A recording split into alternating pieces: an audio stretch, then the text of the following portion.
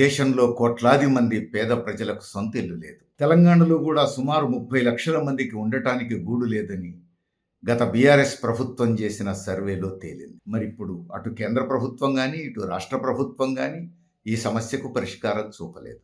మోడీ ప్రభుత్వం ప్రధానమంత్రి ఆవాస్ యోజన కింద 2023 డిసెంబర్ 31 నాటికే దేశంలో ఇండ్లు లేని వారు ఉండకుండా చేస్తామని, అందరికీ గృహ సౌకర్యం కల్పిస్తామని వాగ్దానం చేసి ఆ 2023 డిసెంబర్ 31 పోయింది. ఇప్పుడు 24 డిసెంబర్ 31 దగ్గరికి వచ్చింది. అయినా ఇంతవరకు ఆ సమస్యను గురించి మోడీ ప్రభుత్వం పట్టించుకోలేదు. బీఆర్ఎస్ ప్రభుత్వం ఉన్నంతకాలం డబుల్ బెడ్రూమ్ ఇండ్ల గురించి ఊరించడమే తప్ప ఇండ్లు ఇవ్వకుండానే ఆ ప్రభుత్వం దిగిపోయింది. రాష్ట్రంలో కాంగ్రెస్ ప్రభుత్వం ఏర్పడి సంవత్సరం దాటింది. ఈ సంవత్సర కాలంలో సమస్య పరిష్కారానికి ఇంకా అడుగులు పడలేదు. ఇందిరమ్మ ఇండ్ల గురించి మాట్లాడుతున్నారు. కానీ ఎన్నికలకు ముందు ఇచ్చినటువంటి వాగ్దానాల్లో సొంత ఇల్లు లేని పేదలకు ప్రభుత్వ భూముల్లో 120 గజాల జాగా ఇచ్చి ఇల్లు కట్టుకోవడానికి ఆర్థిక సాయం చేస్తామనేది రాతపూర్వకంగా ఇచ్చిన వాగ్దానం. కానీ ఇప్పటి వరకు అలాంటి దాఖలాలు లేవు.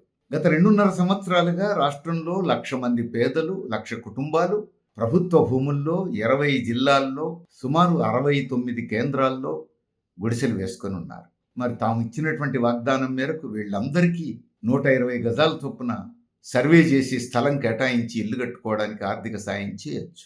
లేదా వీళ్ళందరి లిస్టు తయారు చేసి వీళ్ళకే ఇందిరమ్మ ఇళ్ళు ఇస్తున్నామని ప్రకటించవచ్చు. కానీ ఈ రెండూ చేయలేదు. ఇప్పుడు కొత్తగా ఇండ్లు కట్టబోతున్నాం, ఇందిరమ్మ ఇండ్లు నిర్మించబోతున్నాం అని చెప్పి అంటున్నారు. ఇప్పటికే 2.5 ఏళ్లుగా గుడిసెలు వేసుకున్న పేదల సంగతి ఏమిటో ఇప్పటికీ మాట్లాడట్లేదు. ఇంటి సమస్య ఎందుకు ఇంత తీవ్రంగా మారింది? అసలు దేశంలో ఇంటి సమస్య మీద కేంద్ర రాష్ట్ర ప్రభుత్వాలకు ఏమైనా స్పష్టమైనటువంటి శాస్త్రీయమైన విధానం ఉన్నదా? పేదలకు ఇంటి సౌకర్యం కల్పించాల్సినటువంటి బాధ్యత ప్రభుత్వాన్ని. ఇది రాజ్యాంగబద్ధమైనటువంటి బాధ్యత. కానీ ఈ దేశంలో 76 సంవత్సరాల స్వతంత్ర భారతదేశంలో కోట్లాది మంది పేదలు ఇండ్లు లేకుండా ఉన్నారు. మన రాష్ట్రంలో లక్షలాది మంది ఇండ్లు లేకుండా ఉన్నారు. కానీ కొంతమంది మాత్రం ఆకాశహర్మ్యాలలో విహంగంలాగా విహరిస్తున్నారు. ఆకాశాన్ని అంటేటువంటి భవనాలు అవి. చూడండి, అంబానీ ఇల్లు ముంబైలో 27 అంతస్తులు, ఒక్క కుటుంబానికి 27 అంతస్తుల భవనం. దాని విలువ 15,000 కోట్లు అని అంచనా. ఒక్క కుటుంబానికి. ఇంటి మీదనే హెలికాప్టర్ ఆగుతుంది. ఆ భవనంలోనే స్విమ్మింగ్ పూల్ ఉంటుంది. ఆ భవనంలోనే వందలాది కార్లు ఆగడానికి సుమారు 5-6 అంతస్తుల దాకా అవకాశం ఉంటుంది ఒక్క కుటుంబానికి. అదానీ ఉండే ఇల్లు 1000 కోట్లు విలువ చేస్తుందని చెప్తున్నారు. 1000 కోట్లు ఒక్క కుటుంబం నివసించే ఇల్లు. వీళ్ళు పెద్ద పెద్ద పెట్టుబడిదారులు, వ్యాపార దిగ్గజాలు. ఎంత పెద్ద కుటుంబం అయితేనేమి, వారి ఎత్తు, పొడవు, లావు, వాళ్ళ బరువు సగటు మనిషి కంటే మించదు కదా. ఆ కుటుంబం తల్లి, తండ్రి, భార్య, పిల్లలు ఇంతే కదా. కానీ ఒకళ్ళకి 27 అంతస్తుల భవనం, 15,000 కోట్ల రూపాయలు విలువ చేసేటువంటి భవనం, మరొకళ్ళకు 1000 కోట్ల రూపాయలు విలువ చేసే భవనం. ఇవి మచ్చుకు ఉదాహరణలు మాత్రమే. మరి మన ప్రధానమంత్రి మోడీ గారు నివసించేటువంటి అధికార నివాసం, తాను ప్రధానమంత్రి అయిన తర్వాత కొత్తగా ప్రభుత్వం ఖర్చుతో నిర్మించినటువంటి భవనం, దాని విలువ 467 కోట్లు. మోడీ గారికి కుటుంబమే లేదంటారు, ఒంటరిగాడంటారు. మరి 467 కోట్ల విలువ చేసేంత పెద్ద భవనం అవసరమా? అంబానీకి అంత పెద్ద ఇల్లు కావాలి, అదానీకి అంత పెద్ద ఇల్లు కావాలి, మన ప్రధానమంత్రికి అంత పెద్ద ఇల్లు కావాలి. 467 కోట్ల విలువ చేసే ఇల్లు. మన ప్రధానమంత్రి పండగకో పబ్బానికో ముఖ్యమైన సందర్భాల్లో 10 లక్షల రూపాయల విలువ చేసేటువంటి బట్టలు వేసుకుంటారు. ప్రపంచంలో ఇంతవరకు ఇంత విలువైన బట్టలు వేసుకున్న వాళ్ళ గురించి నేనైతే వినలేదు. మరి మోడీ 10 లక్షల రూపాయలు విలువ చేసేటువంటి సూటు వేసుకుంటున్నారు పండగ రోజు. మరి ఈ దేశంలో పేదల సంగతి ఎవరు పట్టించుకోవాలి? ప్రధానమంత్రికి అంత పెద్ద నివాసం అవసరమా? అంత ఖర్చు అవసరమా? అంబానీలకు, అదానీలకు, పెద్ద పెద్ద పారిశ్రామికవేత్తలకు అంత 1000 కోట్ల రూపాయల విలువ చేసేటువంటి ఇండ్లు అవసరమా? ఇది సమస్య. మరి సమాజంలో ఒక తరగతికి చెందినటువంటి, ఒక శ్రేణికి చెందినటువంటి వాళ్ళు ఇంత పెద్ద ఎత్తున భోగలాలసాల్లో తేలి ఆడుతూ ఉంటే, మరి తెలంగాణలో లక్షలాది మందికి ఉండడానికి గూడు లేని పరిస్థితి, దీన్ని ఎట్లా అర్థం చేసుకోవాలి? దేశంలో కోట్లాది మందికి ఉండడానికి ఇల్లు లేని పరిస్థితి, దీన్ని ఎట్లా అర్థం చేసుకోవాలి? ఏమిటి ఆర్థిక అసమానత? ఇంత తీవ్రమైనటువంటి అసమానతలు అవసరమా? వారికి అంత పెద్ద పెద్ద భవనాలు, అంత విలువైన భవనాలు అవసరమా? ఏం చేసుకోవడానికి? దేశంలో పేద ప్రజలందరినీ పీల్చి పిప్పి చేసి కొద్దిమంది అట్లా బలిసిపోవటం అవసరమా? మరి ప్రభుత్వాలు ఎందుకు ఈ విషయాల్లో సరైన దృక్పథంతో లేవు? లేకపోగా ప్రధానమంత్రి అంత విలువైనటువంటి ఇల్లు ప్రభుత్వ ఖర్చుతో కట్టించుకోవటం, అలాంటి డ్రెస్సులు వేసుకోవటం ఎట్లా అర్థం చేసుకో? అంబానీ ఆదాయం, ముఖేష్ అంబానీ ఆదాయం గంటకు 9 కోట్లు. ఇదొక అంచనా. గంటకు 9 కోట్లు.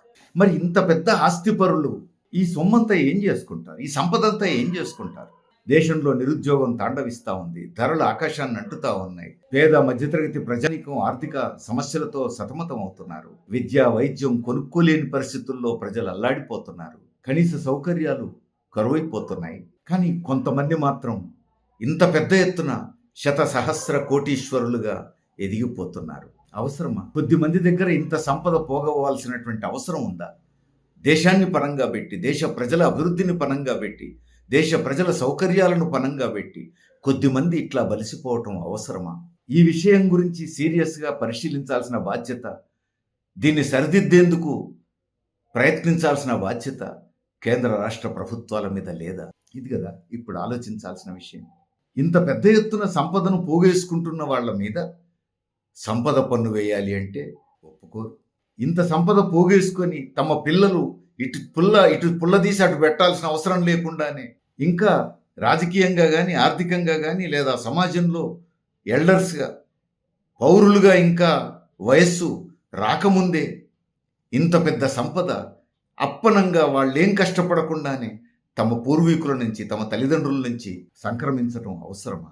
అందుకే ఇలాంటి సంపద మీద వారసత్వపు పన్ను వేయాలి అంటే దానికి ప్రభుత్వం అంగీకరించదు ప్రభుత్వం. మరి ఏం చేయడానికి? పైగా ఇలాంటి శతసహస్ర కోటీశ్వరులకు కార్పొరేట్ పన్ను 10% తగ్గించారు మోడీ ప్రధానమంత్రి అయిన తర్వాత.